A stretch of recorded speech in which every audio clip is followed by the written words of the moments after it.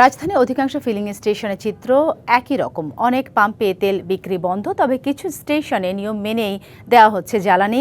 সংশ্লিষ্টরা বলছেন, চাহিদার তুলনায় ডিপোগুলো থেকে অনেক কম তেল সরবরাহ করা হচ্ছে। ফলে বিপাকে পাম্প কর্তৃপক্ষ আর ভোগান্তিতে মানুষ। ঘন্টার পর ঘন্টা লাইনে অপেক্ষা করেও তেল না পেয়ে ফিরতে হচ্ছে অনেককেই। রাজধানীর তেজগাঁওয়ের একটি ফিলিং স্টেশনে আছেন সহকর্মী আনজাম খালেক, যুক্ত হব তার সাথে। খালেক, সরকার তো বলছে জ্বালানির যথেষ্ট মজুদ আছে, কিন্তু পাম্পগুলোতে কিন্তু আমরা ভিন্ন চিত্র দেখতে পাচ্ছি এবং মানুষজনের খুব চূড়ান্ত পর্যায়ে পৌঁছেছে। কি বলছে পাম্প মালিকগুলো, আর সেই সাথে জানাবেন জ্বালানি নিয়ে সর্বশেষ কি তথ্য আছে আপনার কাছে?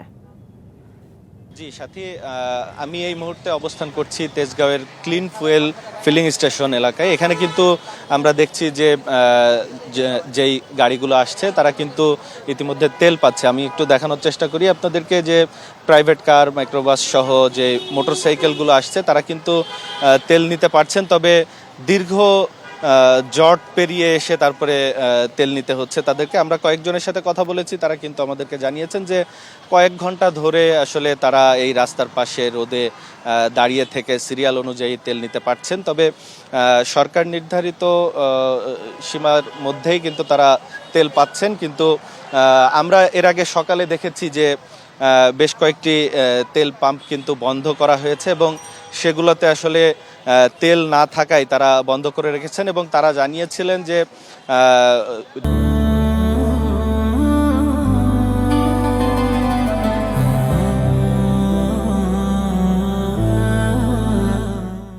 ডিপো থেকে যদি তেল আসে তখনই তারা আসলে পাম্পগুলো খুলতে পারবেন। আমরা বেশ কয়েকটি পাম্পেও দেখেছি যে তেল দেয়া হচ্ছে, তবে সেই পাম্পগুলোর সংশ্লিষ্টরাও কিন্তু আমাদেরকে জানিয়েছেন যে আসলে তেল যতক্ষণ তাদের আছে ততক্ষণ তারা দিতে পারবে, তবে মজুদ আসলে কমে আসছে, যার কারণে আসলে তেল কতক্ষণ দিতে পারবে সেটি নিয়ে তারা অনিশ্চয়তায় রয়েছে।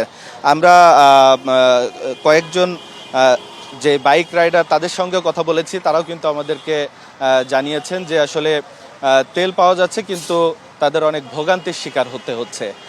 এই বিষয়টি আসলে তারা কিন্তু আমাদেরকে জানিয়েছেন। সাথী, অসংখ্য ধন্যবাদ খালেক আপনাকে।